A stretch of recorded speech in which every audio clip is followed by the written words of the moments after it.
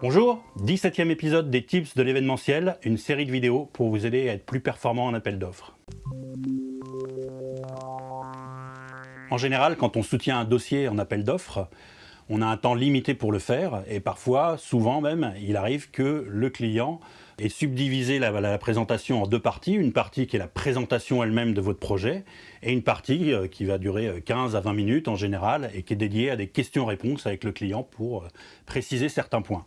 Là, il y a un truc qui est très bien à faire, c'est d'avoir préparé en amont, vous-même, des questions que vous pourriez poser à la place du client s'il n'a pas de questions.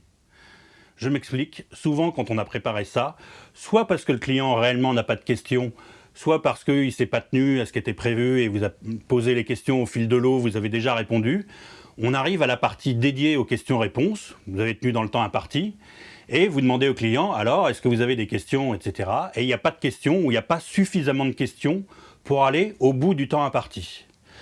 Là, c'est très très bien de poser vous-même les questions et d'y répondre, donc forcément il faut avoir préparé, mais l'idée c'est de dire, et vous vous demandez peut-être, qu'est-ce qui se passe s'il pleut ? S'il pleut, on a prévu un plan B qui est ça, et on va donc dans telle salle où on a telle structure qui est prévue. Qu'est-ce qui se passe si des participants arrivent en retard ? Regardez, on a prévu une banque litige à tel endroit, les gens vont aller là.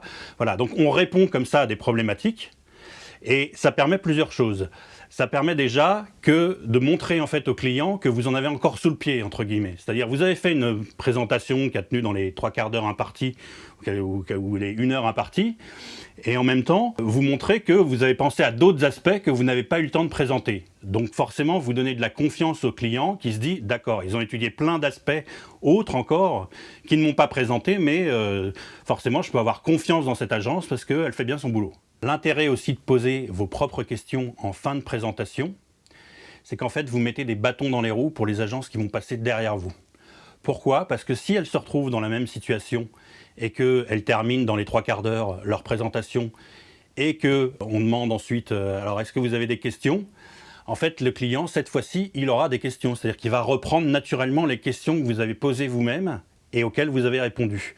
Donc il va demander, et qu'est-ce qui se passe s'il pleut ? Et qu'est-ce qui se passe s'il y a des retards dans les participants ? Est-ce que vous avez prévu une banque litige ?